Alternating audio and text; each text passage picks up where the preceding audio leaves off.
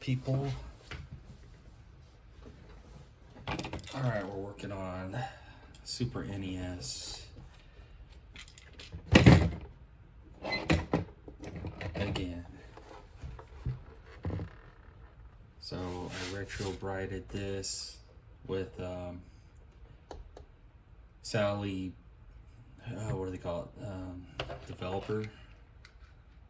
The developer solution from Sally's Beauty Supply, 40% to get the yellowing out.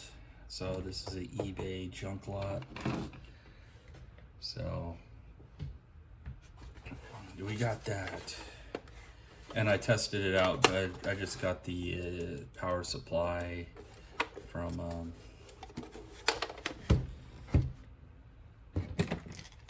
where did I buy it from? Amazon. I didn't have one. Oddly enough, I have an 80 cable. I don't even know where I got that. Probably when I used to have a Super Nintendo. And now I just get the black screen. It doesn't work with games like Mario Kart or Mortal Kombat. So certain games will work. Multi-cart, like some games like Bomberman will work. But I'm not getting any like video on like Mario Kart and stuff like that. But it works on the multi-cart as far as like, I don't know, I'm hoping it's not a CPU problem. If you watch the first video, which I'm debating even uploading, but it's more or less replacing the main cap and the sound card cap. So that was about an hour long of me just futzing around really. But let's see if I can put my light up. So yeah, I'm using a game bit, and you can buy these off of like eBay or even probably Amazon nowadays for like $5 to $8.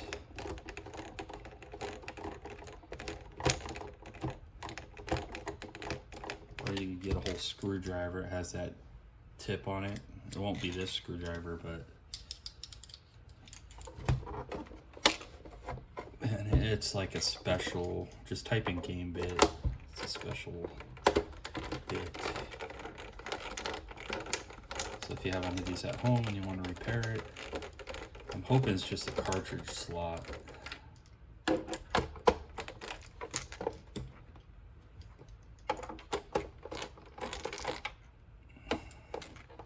So I got 6 of those screws on the bottom.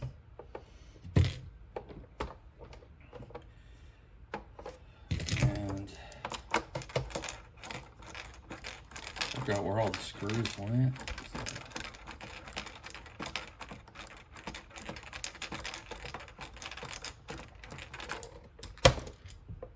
Pay attention where you put the screws.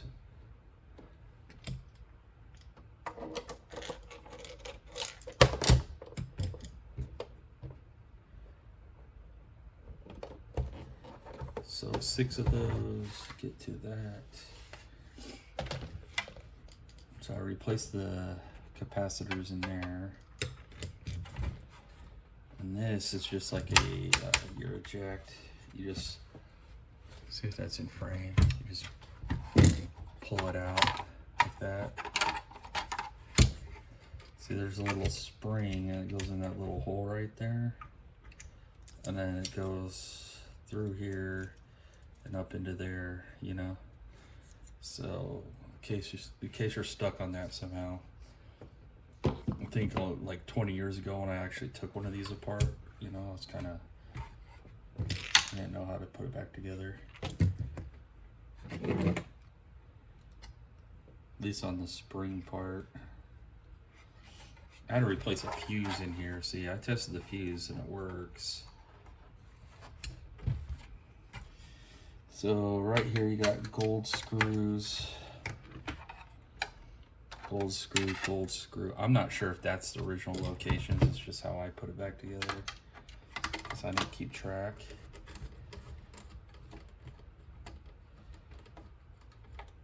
And yeah, I think I'm gonna just take this whole thing back out again and then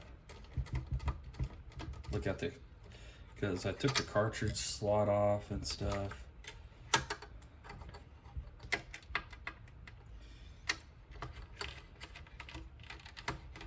But I'm hoping it's just a cartridge port problem.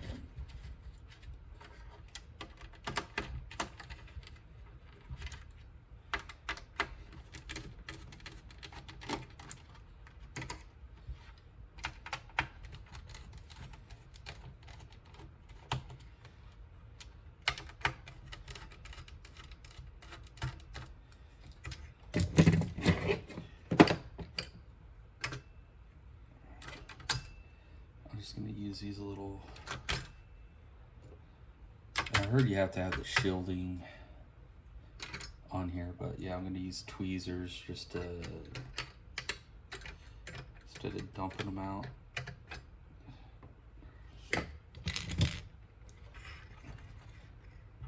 And then, oh yeah, and then these come out. These are going to be longer than all your other screws for the cartridge slot. So you take those out.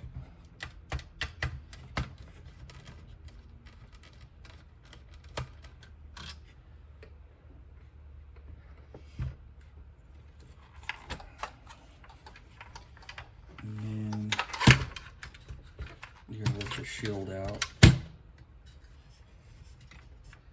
I'm jumping ahead. And lift this out. You could tell I don't do these all the time. Hopefully it's not a chip issue, because Genesis consoles are like tanks, you know? And Nintendo consoles, sometimes you can have issues with like the CPU or the PPU, which is like the graphics processor on here.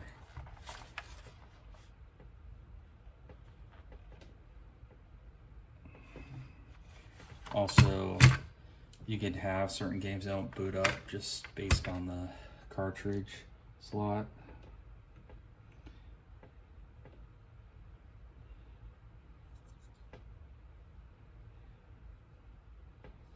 Yeah, I don't know. But, you know, like I said, I worked on one of these once before that had a blown fuse, and I just put a glass fuse in the place, like a 1.5 amp. I think it's a slow blow. I could be wrong, but that was like 20 years ago.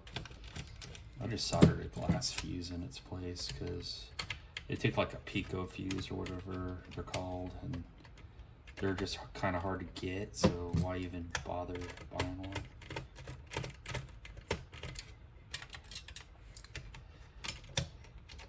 But yeah, I was trying it tonight when I had free time, and I was hoping it would work, but it didn't.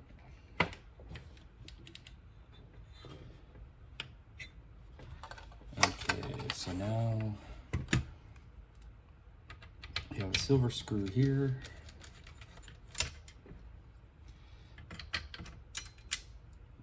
Apparently iFixit's website tells you where all these go, but I couldn't tell from the pictures. So I kind of just had to figure it out. Okay, I guess that just falls right out. And then you got the 7805. Man, this keeps falling. You got the 7805 right there. That just pulls out the power switch. That 7805 has its own little, I don't know if this is the, well, I'm gonna assume it's this silver screw. There is a brass screw that looks just like it. And these silver screws are for this little plastic port back here. Found that out the hard way too. Imagine that. See, I was in a hurry to retro ride it. If you haven't watched my first video, I just like unscrewed everything and then yeah, I just unscrewed everything and then put everything out in the sun. So, you know, you take like a paintbrush and you, man, this light keeps falling down. All right. I'm probably just gonna have to deal with it. Anyways, I put everything out in the sun. And then I saran wrap, or before I did that, I got a paintbrush, put the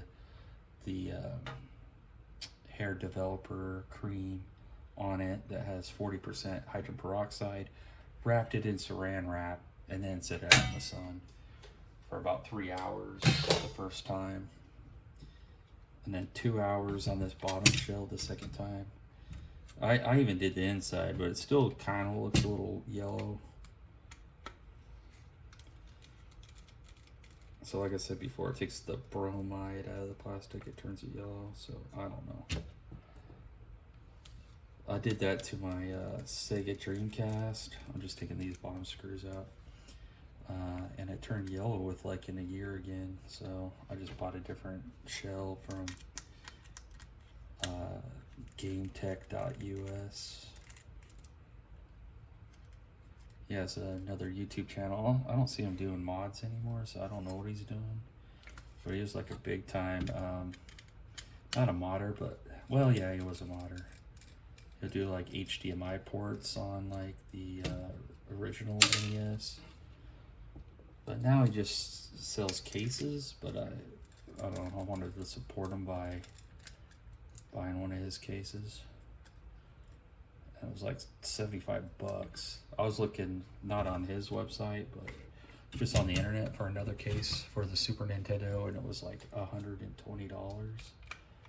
So I don't know. I keep saying I don't know a lot. All right. Yeah, that one's longer, so I'll keep that in mind. I think that was the toughest part, is just like remembering where all the screws go. So I don't know. All right.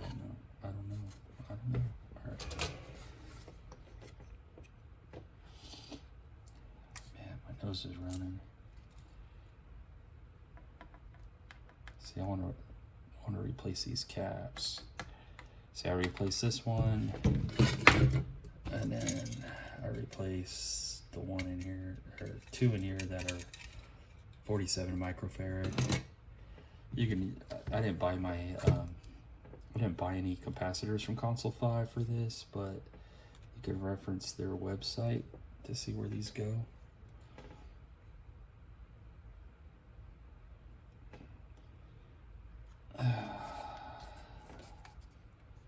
I'm just kind of looking at the traces right now, see if I see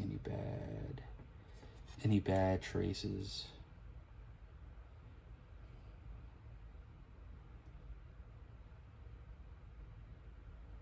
I don't see anything on the bottom side. Nothing corroded or anything. Yeah, I don't see anything.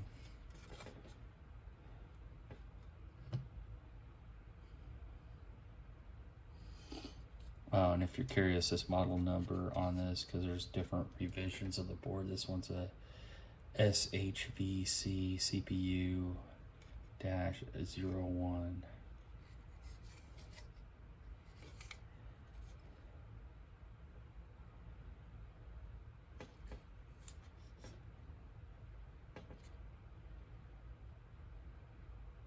I don't know, this board does look really clean, but I mean, I'm seeing flux, so I don't know if someone's been through this board a few times already.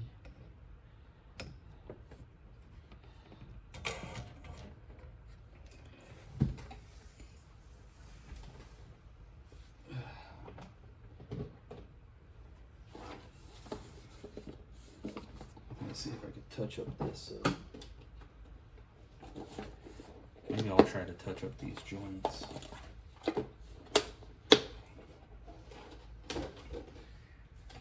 Yeah, there's some test cartridges you can get to figure out if you have a chip problem, but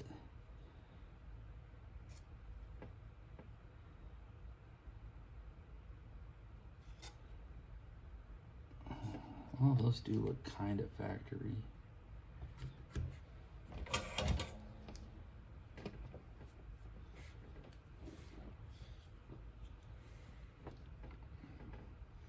I bought it as not tested, so I don't know what that really means.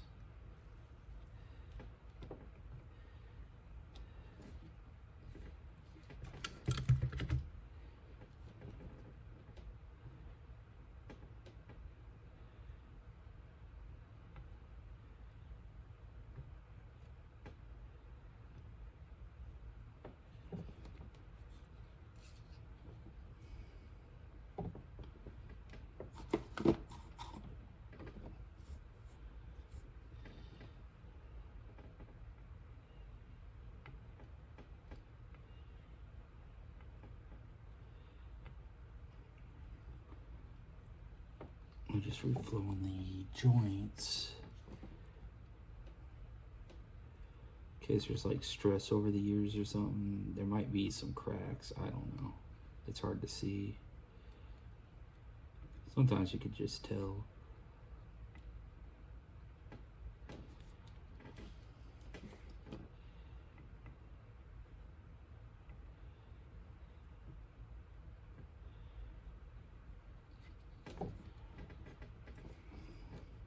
And the whole flux is like turning black. I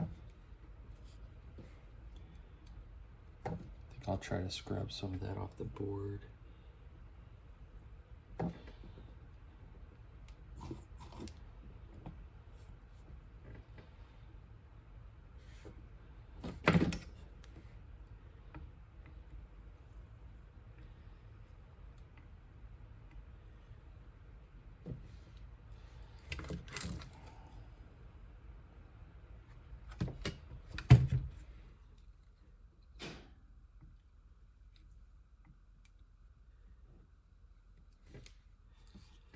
Whoa.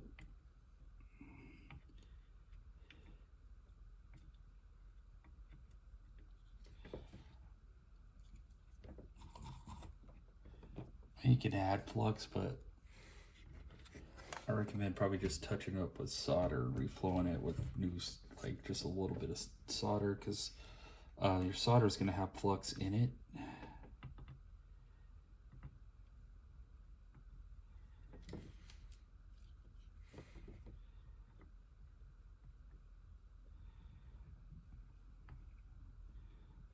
I am certified in soldering.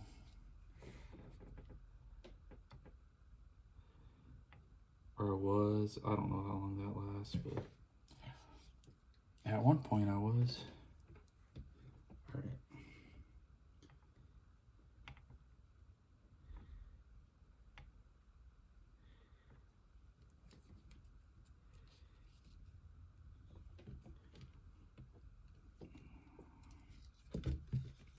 Looks like a lot of these probably just go to ground.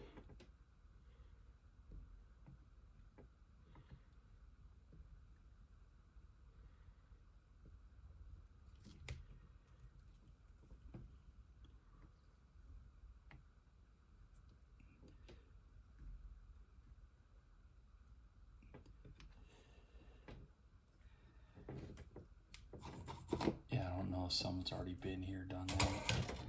It almost looks like it.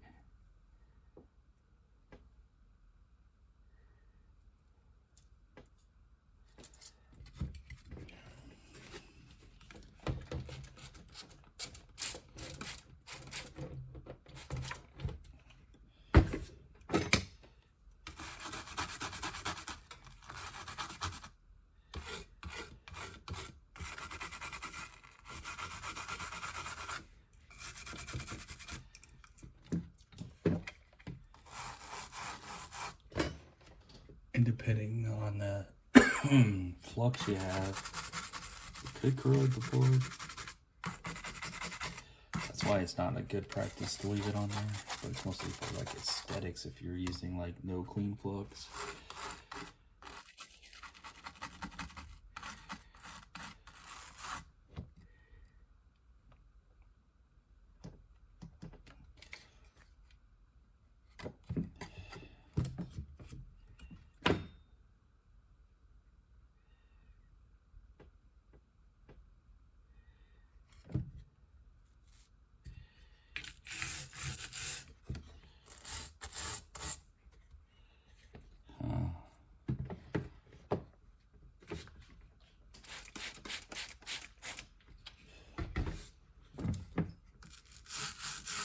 Put some alcohol on it.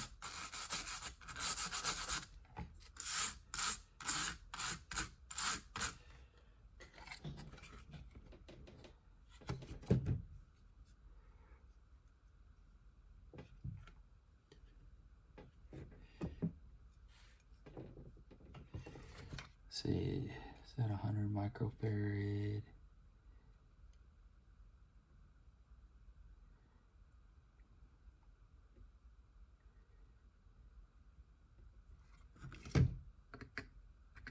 Oh, I don't really like working with surface mount capacitors, but see if these are hard to remove.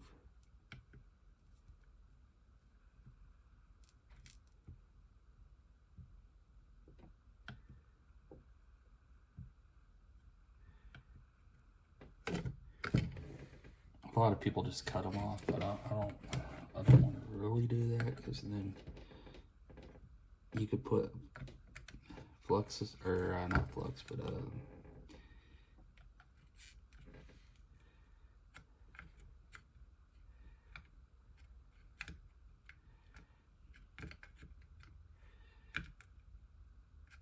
yeah, these are just harder to remove than through holes. The through hole capacitors.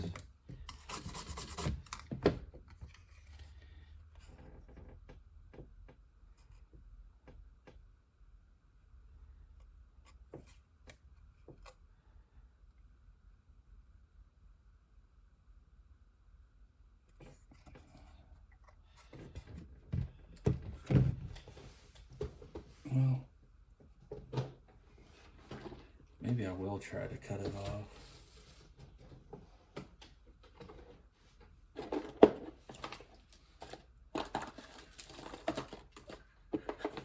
Or you could get the hot tweezers. Some people have luck with those.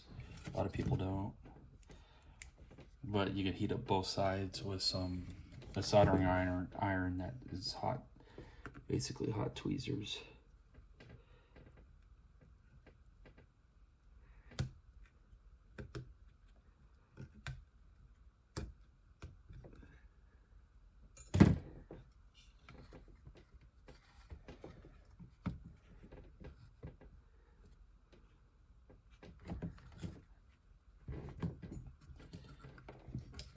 So I just went right through the can.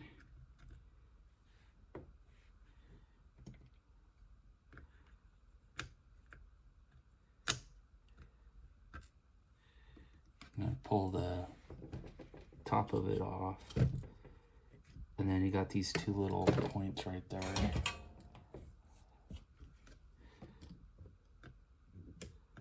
Look at the legs. So you take the legs off, and then you could take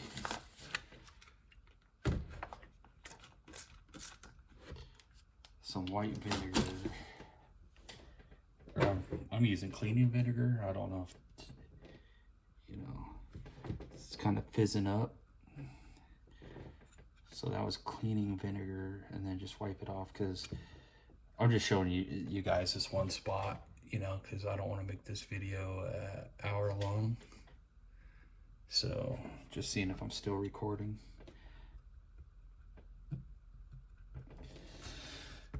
And you know, you clean up the vinegar, or you know what I mean.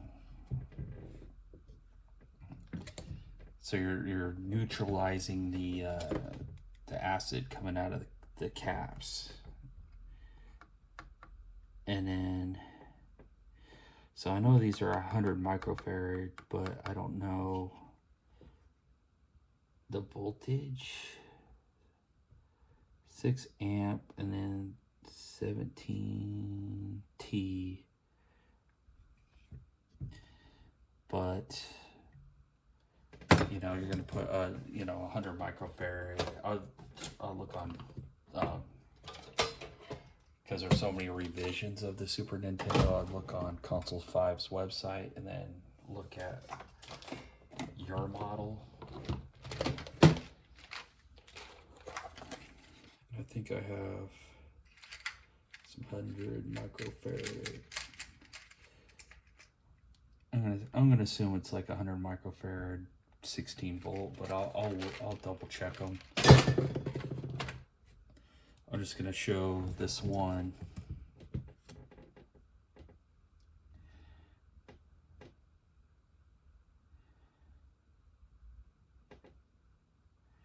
So yeah, the heat sink sits over here.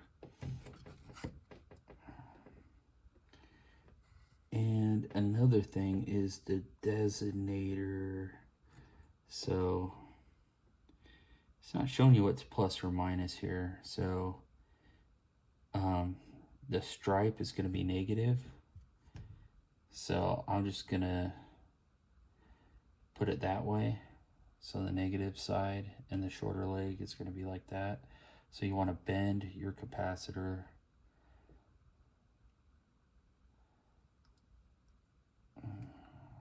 like that, and then clip the leads.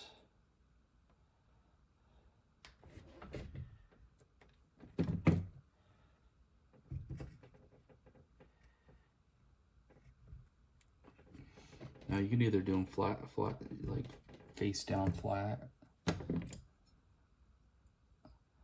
Oh great, got some thermal compound on me. I must have came off that heat. That put some on the 7805, but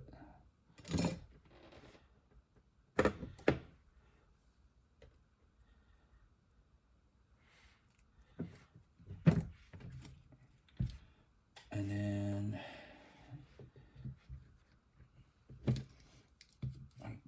just because we splash solder everywhere, I would add a little. Oh, I still have that component leg on there. I'd add a little bit more, like that. Now you can use surface mount caps if you don't have these kind of through hole. You know, you can do whatever you want for aesthetics. Some people like to use the original caps, some people don't. I'm just going to use this kind of flux because I have a flux pin right here. Convenient.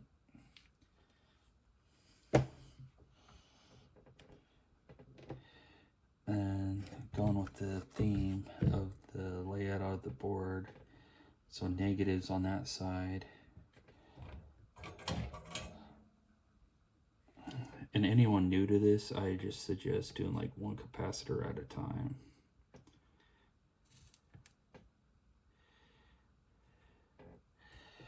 I probably should have spread the legs a little bit more so I had more coverage on the pad.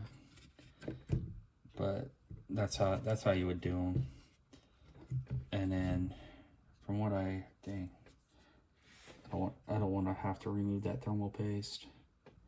But from what I understand from other videos, like some of these smaller caps, you probably just want to lay your through hole caps flat on the board and then solder them down. I think some of these are 33 microfarad and I don't have any of those. So that's just an example. So I'm gonna, you know, I reflowed this. Probably gonna put more IPA over the board, you know, more rubbing alcohol, basically 91%, clean everything off and then test it. So I'll show you guys the final result when I'm done. Alright everybody, here's the final result of the Super Nintendo. It's been about a week later, and yeah, it's the capacitors didn't fix it, by the way. It was, I believe it's the PPU chip, the first PPU, which is the graphics processing unit. Not sure what PPU stands for actually, but something like that. But yeah, it's kind of like a graphics processor, draws in all the sprites and stuff. So that's why I was having missing sprites, and some games work and some games don't. And all the yellowing problems. Now, like I stated before, with the Sega Genesis, there hardly is any issues that are like the Super Nintendo. So this console does have issues with, anywhere from the CPU, which is the processing unit, to the PPU, to the RAM, the work RAM. So it could be a variety of problems. So buyer beware if you buy one of these. These do cost about $200 to $300. Well, I wouldn't say $300, but about $200, $150 to $200 is kind of where I've seen them at working. If you do go cheap and buy a parts unit, it's probably not going to be a cartridge slot. If you're lucky, it might be sometimes, because that's made out of plastic, that will chip off. Yeah, so I had to buy another unit, and it wasn't the power or anything. So when I bought the other unit, I'll use it as a thumbnail. It was really yellow, and this one I retro brighted, which is, like I stated before, you get hair developer cream, and take this apart, put the hair development cream and kind of paint it on, and then saran wrap it, put it out in the sun on a hot summer day for about 3 to 4 hours, and wash it off, and I always pre-wash my consoles with soap and water, like just dish soap, before I do that. But yeah, the really yellowed one, I took the circuit board out because I was just really after the chip. And what happened was over here by, those capacitors we're working on, that wasn't that board, but that was the original board that was in here. But there was some traces that got corroded because the capacitors were actually bad on that one. So I went ahead and replaced the capacitors and fixed some traces. Unfortunately, I didn't shoot a video on that because, with my day job and my side hustle, which is basically fixing retro consoles, check out xmodsgaming.com if you want to get your console modded. So between doing consoles and trying to fix this, I just went ahead and foregoed doing a video on that. So yeah, the capacitors that are over here, the two 33 microfarads, I replaced those with just 74 microfarad. And I just use through-hole caps. You can go on console5.com and order surface mount capacitors. So yeah, before I wrap this video up, I'm just going to go ahead and give you guys a recommendation, and I think it's perfectly fine, is get a clone console. I won't even bother with really messing with Super Nintendos, but if you have a Super Nintendo, I can fix it for you. Sometimes you need, two Super Nintendos just to fix one.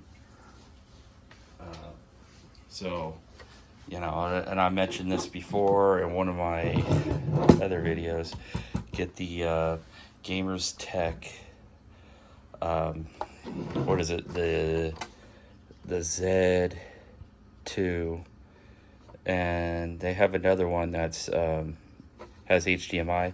This one has S-Video, so I have two of these. I have a HDMI one, S-Video one. I figured out on these clone consoles how the S-Video hardly never works. It's like always washed out video. So I actually fixed the S-Video port on this while I was waiting for the other Super Nintendo to come in. So if you guys have any questions or any comments, go ahead and leave them down below. I've been doing this for, I don't know, since 2012, so go ahead and subscribe. Thumbs up the video, really helps with the algorithm. If you want to see more Super Nintendo videos, go ahead and put it in the comments. If you really hate my face and you think I should give up YouTube, just go ahead and give the video a thumbs down. But this is Ken with XMods Gaming. Until next time.